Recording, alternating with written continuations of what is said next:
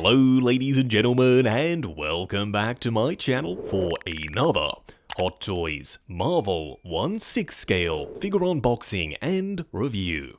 Now today we are taking a look at Tony Stark, specifically the Mech test version from Iron Man 1. Now, technically, this is a 2.0, so after 12 years since the original, I'm pretty darn curious to do a comparison. Now, I got mine from toyswonderland.com. Link for that is in the description below. They do have installment plans and a reward system. While you're down there, why not hit that subscribe, bell notification icon, and join button so you're notified as soon as a brand new review goes live on the channel. As for the box art, Hot Toys quite clearly have pulled out all the stops here, and it's worked. It looks and feels very special. On one side, the Mark I diecast 2.0 in black and white, and on the other, the Mark II. Down below, it simply says Iron Man, then on the back, all of the warnings and legal info. Now, talk about next level attention to detail. If you flip over the top cover, it says Marvel Studios, but they've printed it upside down, so when you open it up, it's the right way up. I really dig that. You also get a slipcover that says Iron Man and Tony Stark Mech test version. It's a black and white image of Tony Stark's garage. Then underneath, we have the figure. As expected though, the culprit for why the box is so big is Dummy. Now we will discuss Dummy and compare him to the version from Iron Man 3 a little bit later, but we're here to get Tony Stark out here. And for those who don't know, I love the original. That for me was a grail, and I hunted it down for years. I missed out on it originally 12 years ago, but I managed to get one and I was over the moon. Then enter Hot Toys with this 2.0, but I'm not mad. I really like the design of this Tony. First in-hand impressions, and they're pretty positive. What we are going to do now though is get all of his accessories laid out in the light box and take a closer look at everything he comes with. Now he does come with a diorama backdrop and dummy. We'll be discussing both of those separately, but starting off with the display base first. Normally, I hate this style of base. I've ranted and raved previously about how there's a point on every corner except the front, so you can't have it butted up against the back of the cabinet, and you can't have figures up alongside it either. However, the original came with this style of base, so it's a little bit nostalgic. Plus, the diorama backdrop kind of conforms around the edges. So in this instance, and this instance alone, I'm okay with this display base. Up top, you've got some 1s and a 0 for Tony's Mech testing. You also have a rough textured surface. It's a little bit grippy. On the front, it says Tony Stark Mech test version, simply printed. It's not a metal nameplate.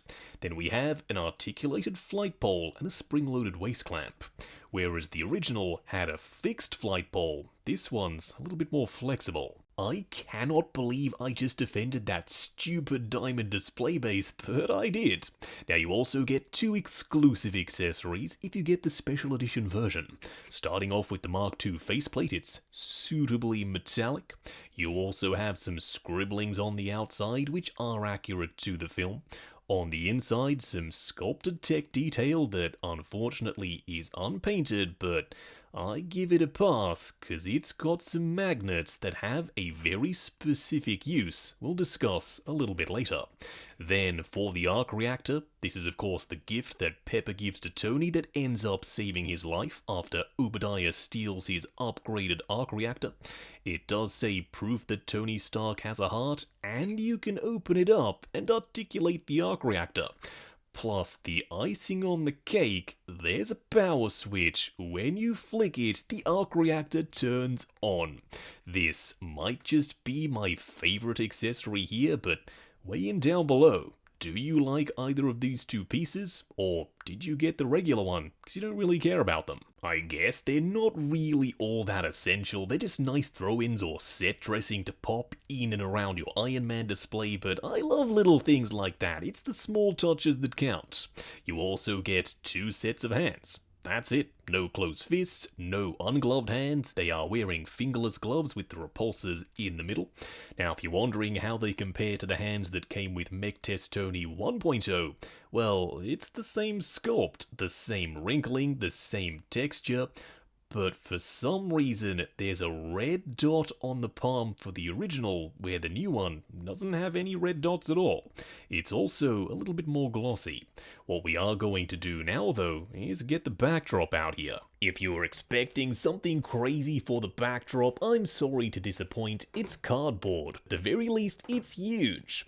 Up the back, we do have Tony Stark's garage, then down below, a continuation of the Mech Test platform. Like I said just before, it kind of conforms to the shape of the display base, and it looks like one panel. In this instance, I have to admit, it looks pretty cool. Standing straight up and down in the light box, no crazy poses or accessories or anything like that. This guy is what I like to call nostalgia bait. What do I mean by saying that? Well, you see, Hot Toys are pretty clever. They know that Iron Man 1 is goated. They also know that the original figure sold out and it's a grail. And everyone loves Tony Stark, so you take all of those things, pop them in a melting pot. What do you get? You get a 2.0 Mech Test Tony. They didn't, however, just take the original, pop it in the box, and slap a 2.0 sticker on it. No. This guy is a significant improvement. And that's coming from someone who adores the original. Like I said in the intro, it was my grail. I managed to hunt it down, pay way over retail, so I have every reason to argue that the original is better, but looking at what's standing in front of me, the proportions, the outfit, how it hugs the body, it looks so darn real. Plus that head sculpt, even from a distance, oh yes, it's good. Up close and personal, kicking things off with the head sculpt first. Now, Hot Toys, they knew how important this head sculpt was. So much so that throughout production, they changed it entirely. The prototype looked completely different to this one, but I reckon they changed it for the better. This head sculpt is incredible. The likeness to RDJ is there from pretty much every angle. I love the subtle furrowed brow, it shows determination. And for those wondering, hey Justin, why are there bags under his eyes? Well, this guy just escaped a cave. He built an Iron Man suit and flew the heck out of there. He's stressed. He's trying to build a new Iron Man suit to combat the terrorists, so some bags under his eyes makes perfect sense to me. The skin texture is stunning.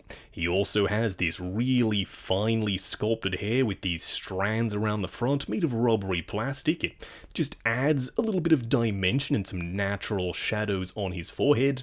Overall, like I said, I think they nailed it. So far, I'm really happy with this 2.0. I'm not gonna lie to you, the outfit is pretty simple. He's wearing this greenish grey fabric shirt and underneath a black shirt with a little bit of padding sewn in to bulk him out just a touch. Plus, because it's fabric, you can go crazy with the posing. No need to worry about creasing of rubbery material, this is just straight up stretchy fabric. You also have a switch right here underneath the fabric of the shirts.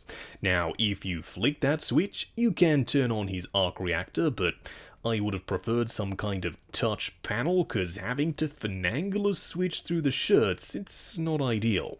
You can also remove this magnifying piece to get a much better look at the arc reactor, and the detail is on point. It's actually sunken into the body just like it was in the movie. Now you can push this piece in position and it kind of magnifies the light inside, and it locks in nice and securely. Around the back, multiple harnesses and some cabling working its way into this battery box, and yes, they're actually functional. When you open up the Velcro panel on the battery box, you've got some details sculpted in, but you can flick the switch and the repulsors on both sides are turned on.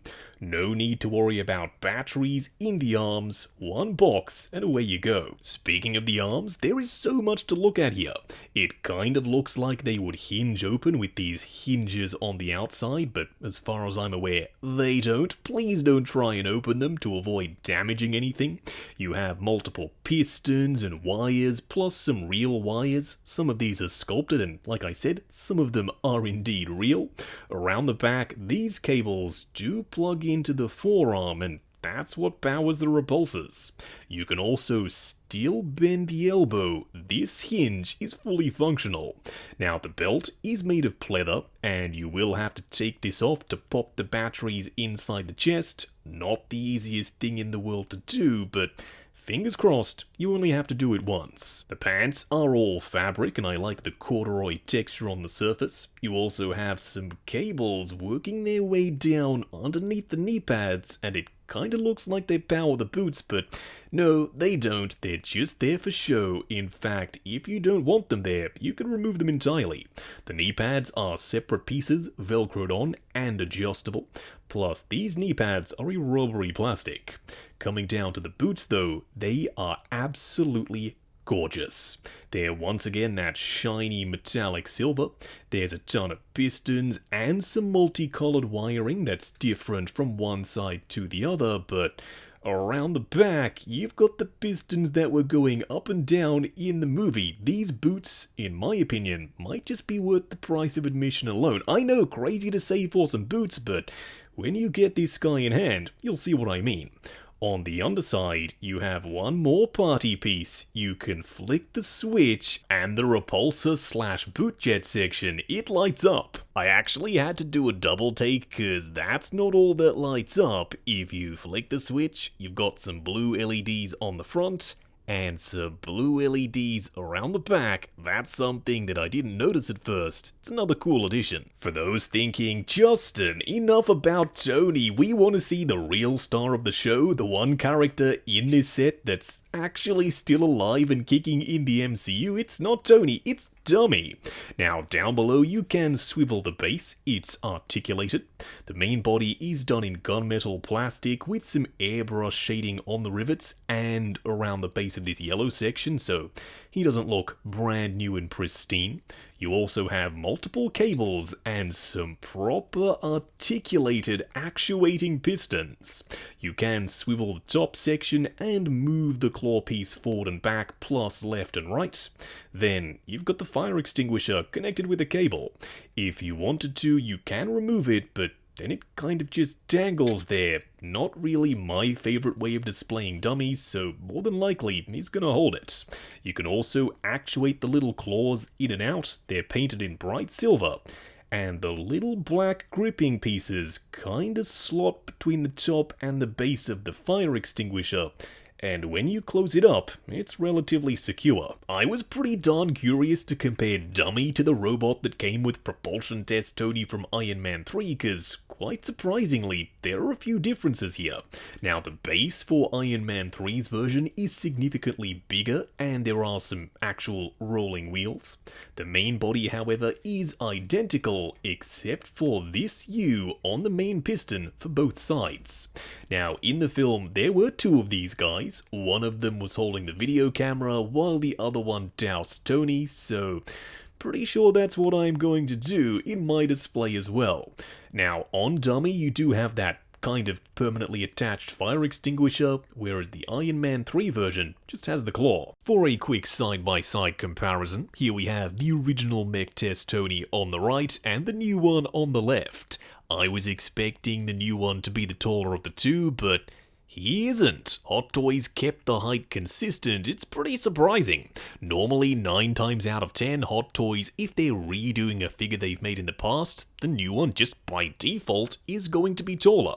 Here though, I guess they thought, well, RDJ isn't the tallest dude in the world, we got the height right with the original, we'll just do the same thing with the new one. However, the figures, they're far from the same thing. The bodies are completely different. The proportions, in my mind, look better on the new one. He can actually get his arms flushed down by his sides almost all the way.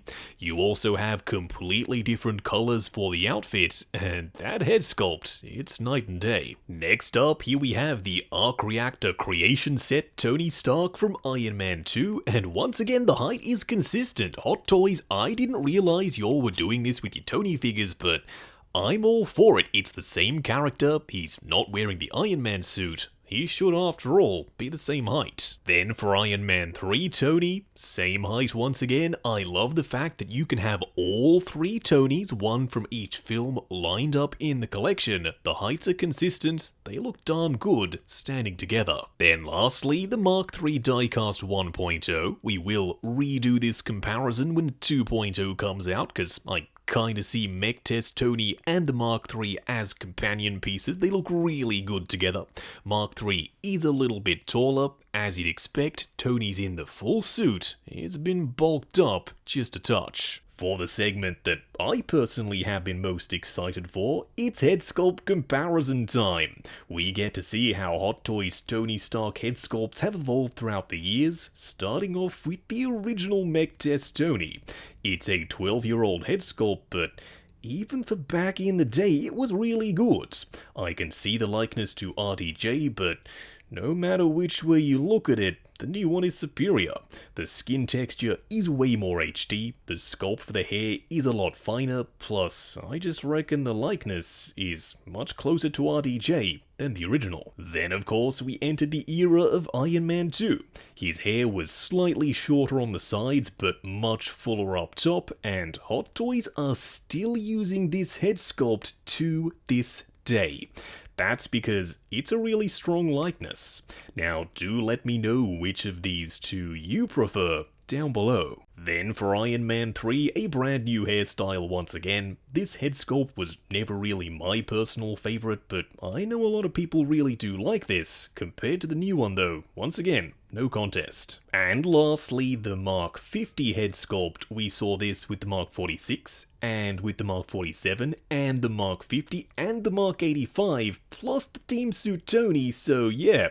Hot Toys had a lot of confidence in this mold, and I see why. It looks like a much older Tony. You can see the years haven't been kind. He's got bags under his eyes and wrinkles. He's stressed. He's fought Thanos at this point, so I totally understand why he looks this way, but compared to the new Mech Test Tony, there is a clear difference, not only in age, but with the hairstyle. His hair is a lot shorter on the right. I really like the old school longer haired Tony on the left. If I had to pick my favourite, even though you're probably thinking, Justin, don't do it, don't go with the new one. Yeah, I've got to. I like the new one better. Going over articulation, do bear in mind this is my personal copy of the figure, so I'm going to be just a little bit more careful. Also, some of these wires are real live wires that carry power. Be gentle. Starting off with the head sculpt, it's on a separate articulated neck with a double ball peg at the top and at the bottom. Going forward to there. Going back to there, swivel and pivot side to side. The arms will go up to there, going forward and back, butterfly joint at the shoulder that also hinges up and down. Swivel at the bicep, double bend at the elbow that only goes to 90 because of this armature, plus a ball joint for the wrist peg. The torso will crunch forward and back, swivel and pivot. The legs go forward to there, going out to there. Swivel at the upper thigh, ratcheted double bend at the knee, once again only going to 90 because this boot collides with the thigh. Then down here for the ankle, nothing except toe articulation. Moving on to the 3 cool and 3 annoying things. The first annoying thing is this version of Mech Test Tony doesn't come with the swap out shoes. With the original you could take the boots off and have Tony working on them, and they included a separate pair of shoes so he didn't just have bare ankle connectors but not with the new one, you're stuck with these. The second annoying thing is, Hot Toys were pretty stingy with the hand selection. You get some open palm hands and some repulsor blasting hands, but no closed fists, no gripping hands, no ungloved hands. Now, I understand they wanted to show off the repulsor, but this ball joint for a wrist peg could have very easily accommodated some normal hands too. The third annoying thing is that some of the coolest accessories here, my favorite of the bunch actually, they're locked behind an exclusive or a paywall. That means that if you get the standard version, you don't get these, and in my opinion, they kind of make the set. Like I said, they're my favorite accessories here. The first cool thing is that Hot Toys retained one of the best features from the original, and it's the fact that this box isn't just for show, no. There are some actual connectors and some real wires, so when you flick the switch on the top, you then light up his repulsors. It's all connected. It's a nice touch. The second cool thing is Hot Toys, you sneaky devils. They decided to include magnets in the new exclusive faceplate. So if you have the Diecast Mark II, it's compatible. It's the small things like this that make me so freaking happy. The third cool thing is Hot Toys didn't really cut any corners here. From the body to the scale of the fabric used for the outfit to the head sculpt, this guy is a top to bottom overhaul, which is kind of what I was hoping for. Wrapping up on Hot Toys Mech Test Tony 2.0 from Iron Man 1. Going into this, I was super hype, but maybe not for the reason you're expecting. Not to replace a grail that I already loved in my collection. I hunted the original down, it cost me a pretty penny, and I love it. I was curious to compare this guy to that original and see how much better he is and how far Hot Toys have come. Spoiler alert, the new one is way better. Starting off with the body, articulation is improved. The proportions are now way more realistic, plus the outfit on top of the body just feels higher quality. This guy is 12 years newer, so that tends to make a lot of sense. Then the icing on the cake, the head sculpt. It is undeniably Tony Stark from Iron Man 1. It's now my favorite 1/6 scale Robert Downey Jr. head sculpt.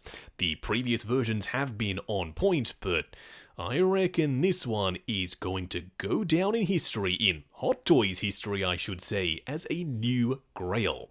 I don't know how often a 2.0 takes that status from the original, but I wouldn't be surprised if this one does.